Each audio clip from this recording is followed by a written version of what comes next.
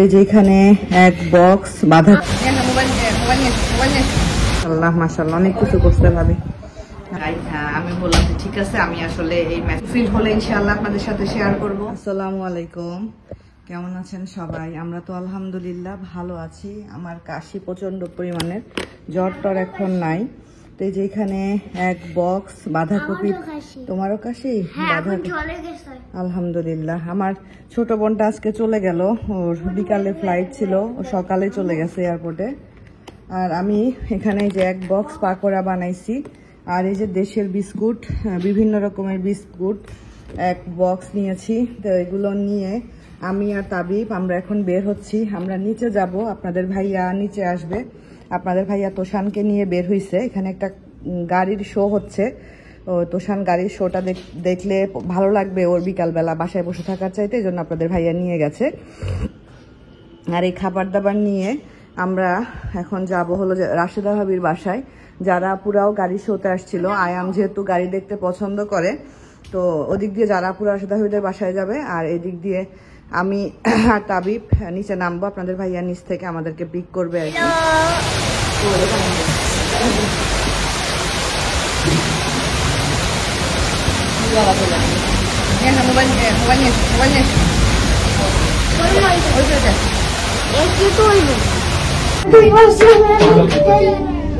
এই তো আমরা যাচ্ছি রাশেদা ভাবিদের বাসায়। আর এই যে ছোট তো ব্যাগ ট্যাগ নিয়ে একদম। আর এই যে তোষান গেছিল কার শো দেখতে। কেমন লাগছে তোষান?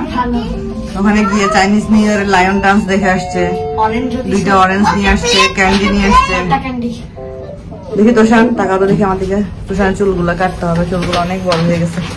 তো এই যে যারা পুরো অলরেডি চলে আসছে, আমরা আসলাম আর কি। এখন ভালো লাগতেছে না, কাশির জন্য খুবই খারাপ লাগতেছে।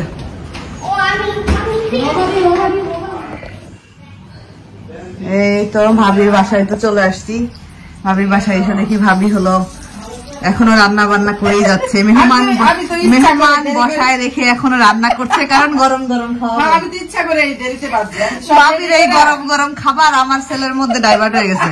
তোষান গরম ভাত তারপরে ওভেনে গরম করে খায়, ওর বলে গরমই বলে লাগে না। আমি বলছি আল্লাহ, তুই তো দেখি পুরো একদম রাশেদা ভাবি ডুপ্লিকেট হয়ে গেছিস।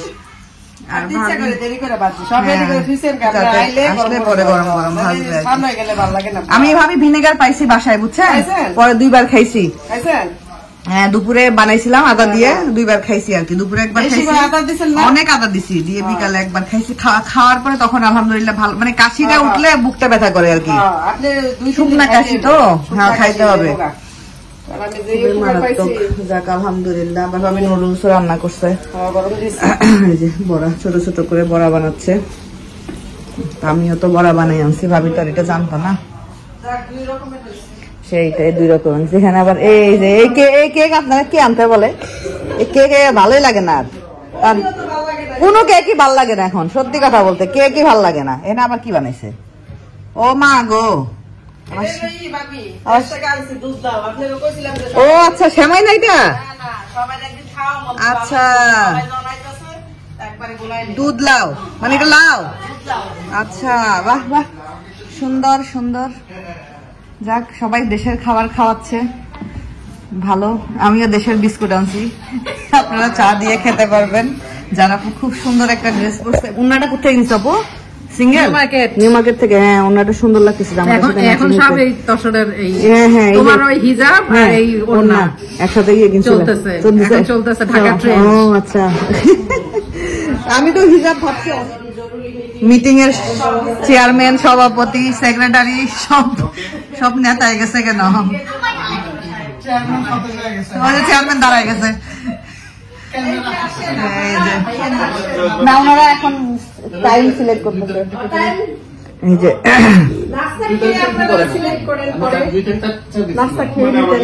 মিটিংই তো মেইন, নাস্তা তো ঠান্ডা হয়ে যাবে। ও ঠান্ডা, গরম গরম গরম।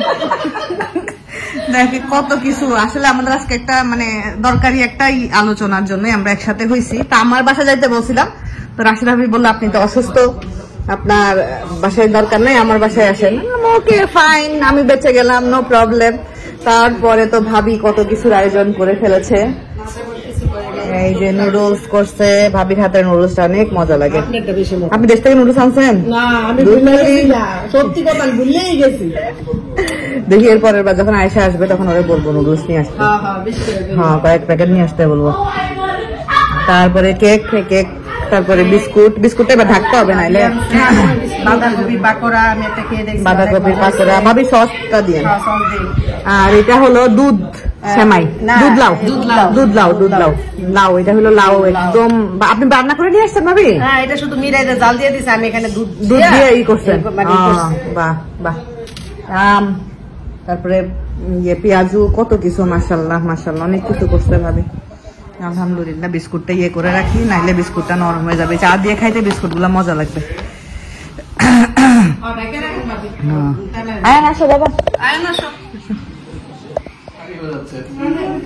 আমরা আসলে রোজার ভাইব পাচ্ছি। হ্যাঁ রে, বলতে বলতে আবার রোজা চলে আসলো। দেখতে দেখতে রোজা চলে আসলো। হ্যাঁ ভাই, ড্রিঙ্কস যে বাইরে এই যে এরা সবাই পেঁয়াজু আর পাকোড়া দিয়ে হলো মুড়ি খাচ্ছে। বাহ, আহারে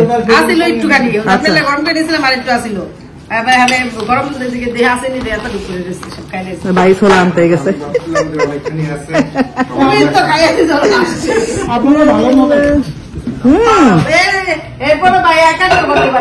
তারপরে একা নিয়ে করতে পারে নাই, চিন্তা করেন।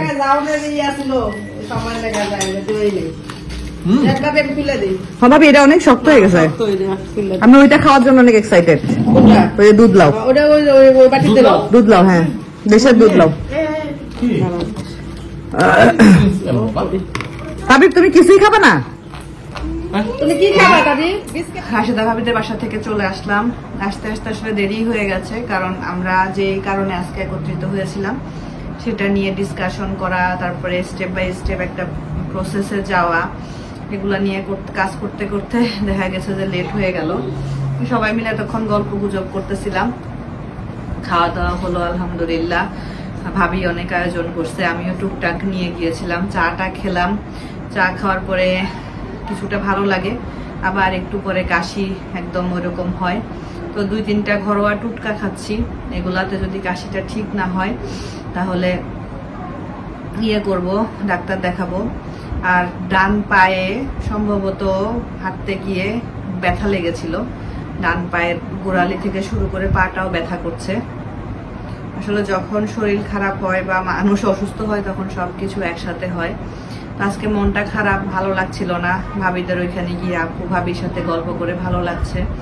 তো ছোট বোনটা আসছিল, চলে গেছে। আচ্ছা, ওর সাথে আমার কিভাবে পরিচয় সেটা একটু আমি আপনাদের সাথে শেয়ার করি, আপনারা অবাক হবেন। ও আমার ব্লগ দেখে অনেক আগে থেকে। তাবিব যখন কনসিভ করি বা তাবিব হয় তখন থেকেও আমার ব্লগ দেখে। তখন ও অন্য একটা দেশে থাকতো, ওইখানে এসেছিল। ওর হাজবেন্ড একটা দেশে থাকে, তো সেই দেশে ও যাবে ও বাচ্চাটাকে নিয়ে, কিন্তু ওই দেশের কোনো অ্যাম্বাসি বাংলাদেশে নাই। তো সেটার ভিসা প্রসেস করতে ওকে মালয়েশিয়ায় আসতে হয়েছে। তো সেটা পরে যাচ্ছি।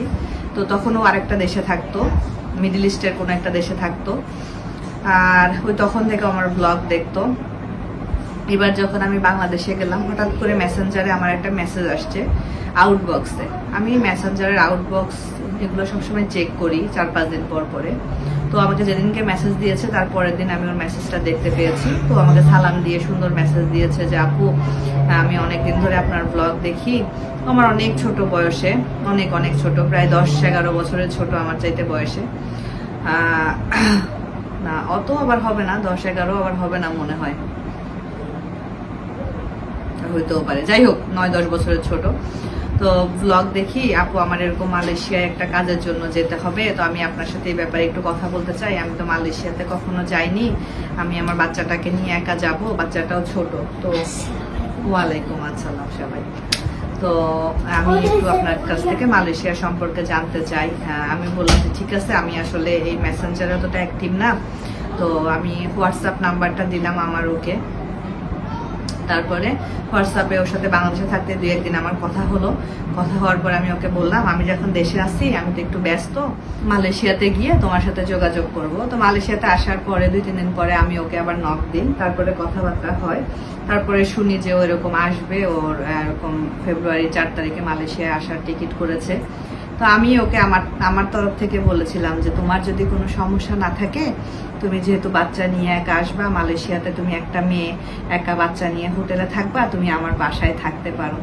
তো আমাকে বলছিল যে আপু তুমি যখন এটা বলছো আমি আসলে যে কি পরিমাণ, কারণ তুমি তো আমাকে চিনো না, আমি তোমাকে চিনি, তোমাকে আমি 4-5 বছর ধরে দেখতেছি, আর তোমার সাথে আমার কথা মাত্র 1 মাসের। আমি যতই আগে থেকে তোমার ব্লগ দেখি না কেন, তুমি তো আমাকে চিনো না, তুমি একটা অপরিচিত মানুষ কিরকম তোমার বাসায় আসতে বললা। আমি বললাম শুনো, আর তুমি একটা নতুন দেশে তোমার বাচ্চাটাকে নিয়ে একা আসতেছো, এখানে তুমি হোটেলে থাকবা, কোথায় যাবা, কি করবা, কোথায় খাবার আছে, কি করবা, তোমার তো আসলে এটা তোমার জন্য অনেক টাফ হয়ে যাবে। তো আমার কাছে মনে হয়েছে তুমি যেহেতু আমাকে নক করেছো, তুমি আমার কাছ থেকে জানতে চাইবা ওইটা কোথায় ওটা কোথায়, তো আমার মনে হয়েছে তুমি আমার কাছে আসলে তোমার যদি কোনো সমস্যা না হয় তুমি আমার বাসায় উঠতে পারো, আমার কাছে থাকতে পারো। তো ওইভাবে করে ওর সাথে আমার কথা হওয়া, তারপরে আস্তে আস্তে ওর আসার দিন ঘনায় আসলো। তো আমি আসলে ওইভাবে করে ওর কোনো যত্নই নিতে পারিনি, কারণ নিজেই অসুস্থ হয়ে বসেছিলাম। ওই বরঞ্চ আমার অনেক টেক কেয়ার করছে, মাথায় তেল দিয়ে দেওয়া, মাথা টিপে দেওয়া, মানে ছোট বোন থাকলে বড় বোনের জন্য যেরকম করে ওইরকম করছে। আর বারবার এত কৃতজ্ঞতা প্রকাশ করতেছিল। তো শেষ পর্যন্ত আমি ওকে একটা কথাই বললাম যে আপু শোনো, তুমি আমার এখানে আসছো, এখানে আমার কোনো ক্রেডিট নাই, তোমার আমার বাসায় আল্লাহ তোমার রিজিক লিখে রাখছে, এবং আল্লাহ চাইছে আল্লাহ আমার মাধ্যমে তোমার হয়তো বা একটু উপকার করবে। তো সেটা সম্পূর্ণটাই কৃতজ্ঞতা তুমি আল্লাহর কাছে প্রকাশ করো, আমার কাছে কৃতজ্ঞতা প্রকাশ করার কিচ্ছু নাই আপু। তো যাক আলহামদুলিল্লাহ, যেই কাজে আসছে সেই কাজ আল্লাহর রহমতে সুন্দর মতো হয়েছে। দোয়া করবেন নেক্সট স্টেপগুলো যেন ওর ভালোভাবে সুন্দর মতো হয়। আর যেহেতু ও পর্দা করে আর ক্যামেরা ফ্রেন্ডলি না, তাই আমি আপনাদের সাথে আর ওকে দেখাতে পারিনি। আর ক্যামেরা ফ্রেন্ডলি যদি নাও হতো তারপরেও আমি হয়তো দেখাতাম কিনা জানি না, কারণ আমার কাছে মনে হয় ব্লগটা আমি করি। আর আমার ফ্যামিলি যেহেতু আমার ভাইয়া ব্লগ করে, আমার ভাবি ব্লগ করে, এই কারণে দেখা যায় যে আমি আমার ফ্যামিলিকে দেখাই। ইভেন আমি আমার শ্বশুর বাড়ির ফ্যামিলিরও কারো ফেস আপনাদেরকে দেখাই না। যেমন এবার আমার ননাসের বড় মেয়েটা বলতেছিল, তিতলি বলতেছিল যে মামি আমার সমস্যা নাই, তুমি ইচ্ছা করলে আমাকে তোমার ক্যামেরাতে দেখাইতে পারো। তো আমি ওকে বললাম না তিতলি, আমি আসলে চাই না, কারণ তোমরা কেউ ব্লগিং করো না, ব্লগের সাথে তোমাদের কোনো দূর পর্যন্ত সম্পর্ক নাই। তো আমি শুধু তোমাদেরকে আসলে ব্লগে আনবো, দেখাবো, তারপরে তোমরা রাস্তাঘাটে বের হবা, হয়তো বা কেউ এসে বলবে আপু আপনাকে দেখেছিলাম বা এটা ওটা, হয়তো তোমাদের একসময় এটা বিব্রতকর লাগতেও পারে। তো এই কারণে আমি এই জিনিসটা একটু মেনটেন করার চেষ্টা করি, যতদিন ব্লগ করব আমি এটা মেনটেন করার চেষ্টা করব, এটাই আর কি। আর আমার ঠান্ডার সমস্যাটা মারাত্মক পরিমাণে ঠান্ডার সমস্যা, যেহেতু আমার টনসিলের সমস্যা আছে। তো আমার যখন ঠান্ডা লাগে তখন আমার প্রচুর পরিমাণের কষ্ট হয়, মানে আমি এটা আসলে বলে বুঝাইতে পারবো না আমার কি পরিমাণ কষ্ট হয়। আমি ওই কষ্টটা আসলে দেখাইতেও চাই না, কারণ আমার টনসিলের সমস্যা, আমার মারাত্মক পরিমাণে টনসিলের সমস্যা। আমার লাস্ট পর্যায়ে দেখা যায় যে অনেক সময় ইনফেকশন হয়ে ব্লাড চলে আসে, এরকম হয়ে যায় আমার। তো এবার গলার ব্যথাটা আমার ওরকম নাই আল্লাহর রহমতে, কিন্তু কাশিটাতে খুবই বেশি কষ্ট পাচ্ছি। আর আজকে আসলে আমরা একটা বিশেষ কারণে সবাই একসাথে হয়েছিলাম, আমরা 3 জন। তো সেটা তো ইনশাল্লাহ আপনারা সময় হলে জানতে পারবেন, আর সবটা ফুলফিল হলে ইনশাল্লাহ আপনাদের সাথে শেয়ার করব। এই তো সবকিছু মিলাই আলহামদুলিল্লাহ ভালো আছি।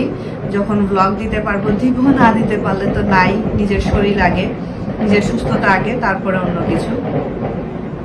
তো সবাই ভালো থাকবেন, সুস্থ থাকবেন, আমার জন্য, আমার ফ্যামিলির জন্য, সবার জন্য দোয়া করবেন। আজকের মতো বিদায় নিচ্ছি, আল্লাহ হাফেজ।